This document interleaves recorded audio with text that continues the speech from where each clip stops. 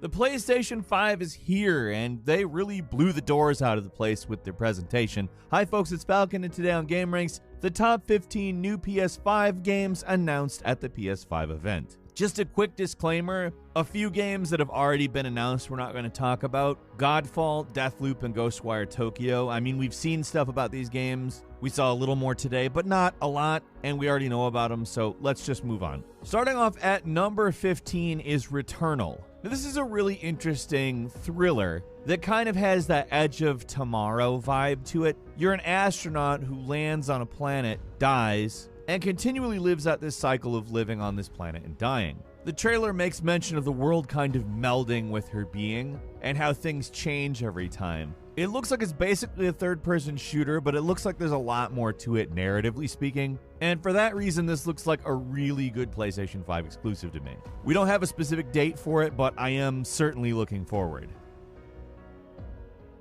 Moving on to number 14, it's Spider-Man Miles Morales, which is a holiday 2020 exclusive. I didn't figure we were getting a Spider-Man sequel this year, but I'm pretty stoked about that. There's a decent chance we're not talking about a full-scale sequel, but rather a standalone, smaller game like Infamous First Light, but that still sounds great. Most likely, we're going to see it expand on the systems that we saw in Spider-Man, which was, as you know, really a great game. This time around, obviously, it's Miles Morales. I can't tell you exactly what continuity that places this in. Miles obviously is in a lot of different continuities, but I think we can have decent expectations as to exactly what the game itself will be, and let me tell you, I'm definitely ready for that specifically. Definitely looking forward to the holiday.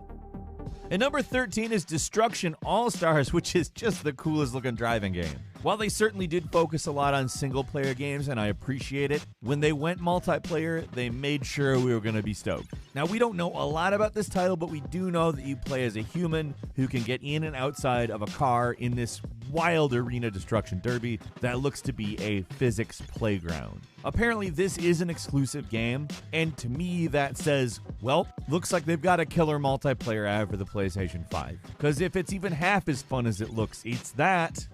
Moving on to number 12, it's Ratchet & Clank Rift Apart, which not only shows us we get a new Ratchet & Clank title, not only shows us that Insomniac has the budget to do 2 games at once, not only gets us hyped and nostalgic at the same time, but it's also a tech demo. We got to see how the high-speed PS5 SSDs affect loading, and wow is the answer. We're just streaming in new worlds all the time, jumping through these portals, never loading once. It would be so incredibly complex to even fake all of this teleporting, but they're not faking it. Like, they're not loading in cheap geometry that looks like a level. They're loading in these huge detailed environments that look amazing. On top of that, the gameplay looks absolutely enjoyable as hell, and I cannot wait to return to the world of Ratchet & Clank. We don't have a release date for this one, but I'm there.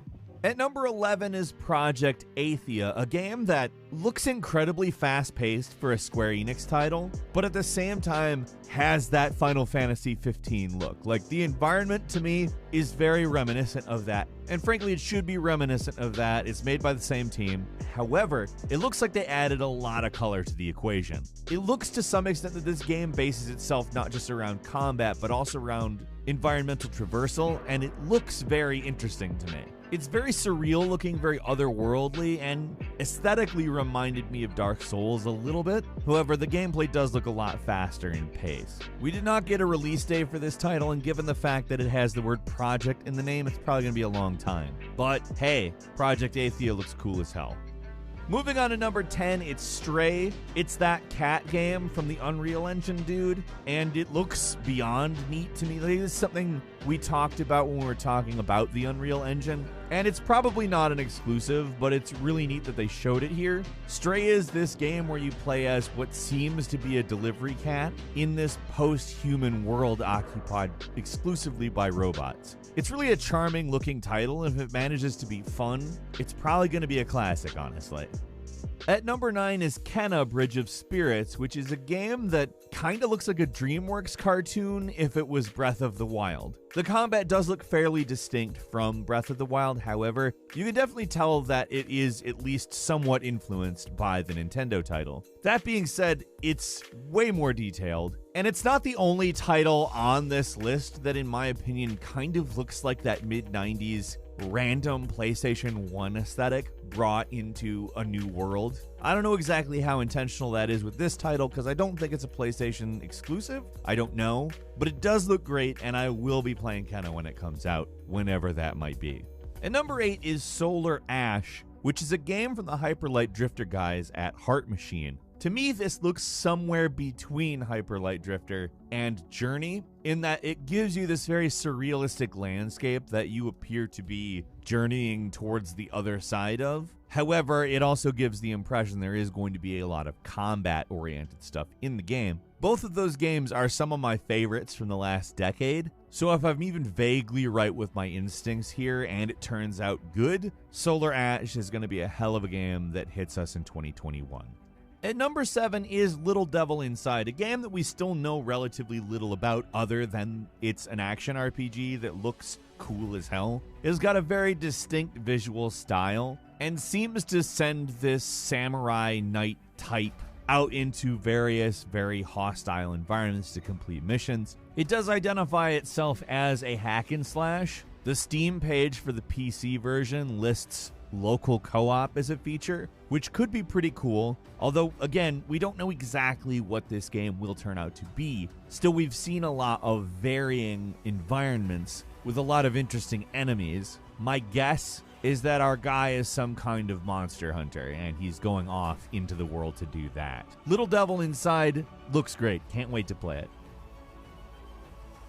At number 6 is Pragmata, which is a Capcom game that I don't know what to say about. I do not know if it takes place on Earth, if it takes place on the moon, if it takes place in VR. Clearly it's some kind of fake world, I'll say. But beyond that, we don't know a lot. It is intriguing though, and Capcom's kind of been on a roll lately, so I'm quite excited to see what this turns out to be. Pragmata is coming out in 2022 though, so it's going to be a while.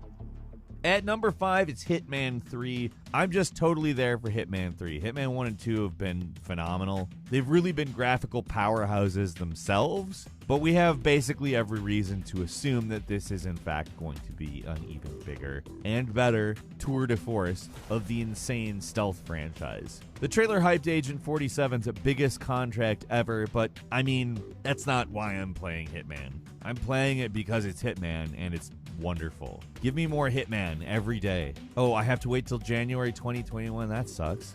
At number 4 is a Demon Souls remake. I don't know that I need to say a lot. It's basically the game that really started the Souls trend. It's obviously a little different than Dark Souls. It has a slightly goofier tone, but like very slightly goofier. I mean, I really have to emphasize slightly here, guys. However, it looks like a very beautiful total remake from the ground up of your journey towards fighting the old one. We do not have a release date for it. However, apparently there'll be 2 different graphical modes. One that favors fidelity and the other that favors frame rate. I can tell you I'll be up frame rate all the way. I can't wait to play Demon Souls, to be honest with you. I'm totally there for this. And number 3 is Gran Turismo 7, which we didn't get a massive amount of detail about. However, the gameplay footage we saw of it was absolutely beautiful. I think that it got obscured a little bit. The stream quality wasn't amazing, and there is not a 4K version of it on YouTube yet. So what I've been able to see does suffer from some fairly bad compression artifacts. However, it is safe to say that the lighting and reflections and all of the stuff that ray tracing might improve definitely look very much improved. And they also made sure everyone knew that there's a full-blown campaign. I'm there, but also I definitely want some more details, guys. It's obviously a PS5 exclusive. Sony owns Gran Turismo. This where Horizon Zero Dawn 2, which we all honestly kind of expected. Horizon was a really big game when it came out, and it really showed hey, single player games, guys, single player games. Yeah, single player games. And I feel like that influence was really felt throughout this entire presentation. We were given a lot of single player games. And Horizon was really a big game that sort of reminded people that they could be really good and fresh and interesting. We're continuing the story here where the United States is the new area we'll be exploring. Obviously, this is a bleak post-apocalyptic future with robot dinosaurs everywhere, and apparently there's something definitely threatening the entire world, although we don't know much about it yet. Horizon 2, definitely an exclusive, and also no release date, doesn't stop us from getting hype. We've got some bonus mentions for you as well. I mean, there were a lot of games that we saw today. First is Sackboy: A Big Adventure, which looks to be sort of rebranding the Little Big Planet franchise into kind of a Super Mario 3D Land type thing, which I'm okay with. Bring that. Looks great. Looks like fun co-op. That's an exclusive. We also saw Jet. Jet, I don't know exactly what to say about. You look like you control some kind of a rocket on various different environments. Obviously, we're going to need to hear more about this to fully understand it. It's a small game. It does look interesting, though. Then we have NBA 2K21, which is probably the only way you're going to be watching the NBA for a while. I mean, you can set up some AI matches and do that, or just play it, because NBA 2K is, of course, a fun franchise. Our man looks super sweaty, and we didn't really get any, like, full-blown actual gameplay to make any judgments from, so it should be interesting when it hits current systems in fall 2020, and of course PS5 later in the year.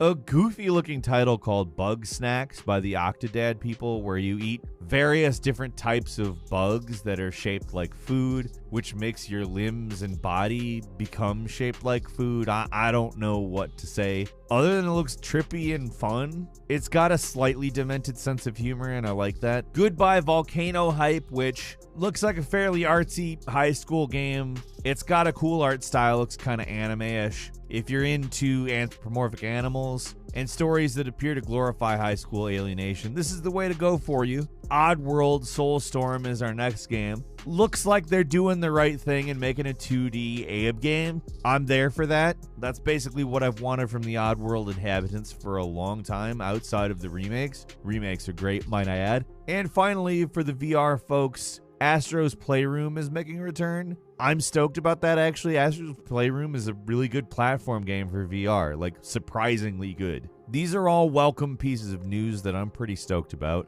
But what are you most excited for? Leave us a comment. Let us know what you think. If you like this video, please click like. If you're not subscribed, now's a great time to do so. We upload brand new videos every day.